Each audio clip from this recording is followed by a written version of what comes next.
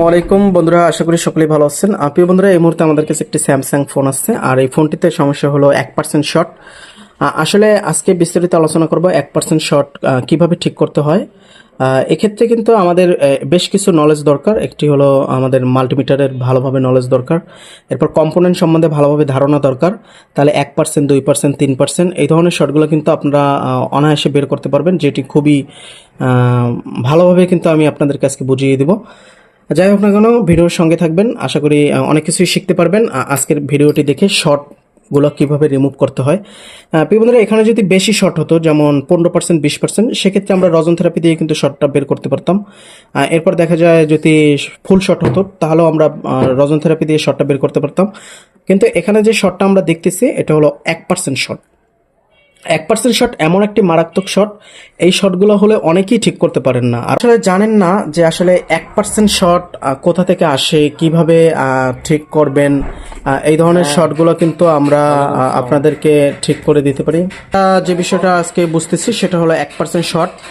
আর 1% short হলে আমরা অনেকেই মনে করি পাওয়ার আইসি থেকে সমস্যা, সিপিইউ থেকে সমস্যা, নেটওয়ার্ক সেকশন থেকে সমস্যা। আসলে বন্ধুরা, আমি আপনাদেরকে প্রথম দুইটা স্টেপ বলে দিই।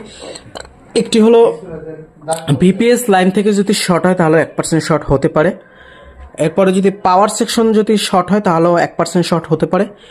এরপর যদি নেটওয়ার্ক সেকশন থেকে সমস্যা হয় তাহলেও 1% শর্ট হতে পারে।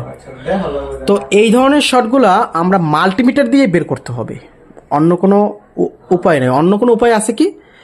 আপনার থার্মাল ক্যামেরার দাম পড়ে অনেক, এই জন্য আমরা অনেকেই কিনতে পারি না। যাই হোক না কেন, আমরা যেহেতু এখানে 1% শর্ট, সেহেতু আমাদের মাল্টিমিটারে থাকতে হবে। এই মুহূর্তে মাল্টিমিটারে থাকতে হবে কন্টিনিউটি মোড। এখন কিন্তু মাল্টিমিটারে আমাদের কন্টিনিউটি মোড আছে, ঠিক আছে।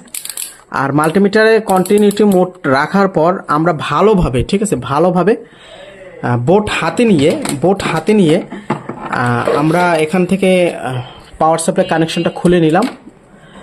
আর এখন আমরা যে কাজটা করব সেটা হলো কালো যে তারটা আছে, কালো তারটা দিয়ে আমরা চেক করব, আর লাল তারটা এখানে ধরে রাখবো। আর একদম ভালোভাবে এখানে যে কম্পোনেন্টগুলো বন্ধুরা দেখতেছেন, এই কম্পোনেন্টগুলো যেখানে দেখবেন, এই যে ক্যাপাসিটারগুলো, এইখান থেকে যদি কোনো ক্যাপাসিটার শর্ট হয়ে যায় তাহলেই আমার 1% শর্ট আসতে পারে। তো ভালোভাবে চেক দিবেন, এখান থেকে পাওয়ার আইসির পাশে সমস্ত কম্পোনেন্ট চেক দিবেন এভাবে করে। এক পাশে বিট দিছে আর এক পাশে বিট দেয় না, তার মানে ভালো আছে। এপাশে বিট দিছে, এপাশে বিট দিছে, মানে এক পাশে বিট দিছে এক পাশে দেয় না, তার মানে এভাবে করে করে চেক দিবেন। যখন দেখবেন দুই পাশে কম্পোনেন্টের বিট আসে, তখন বুঝতে পারবেন ফোনটার ভিতরে শর্ট হয়ে আছে। তো এখানে কিন্তু এক পাশে বিট আসছে, এপাশে বিট আসে নাই। আর ভিপিএস এটা হলো কয়েল, আর ভিপিএস এটা হলো চার্জিং আইসি।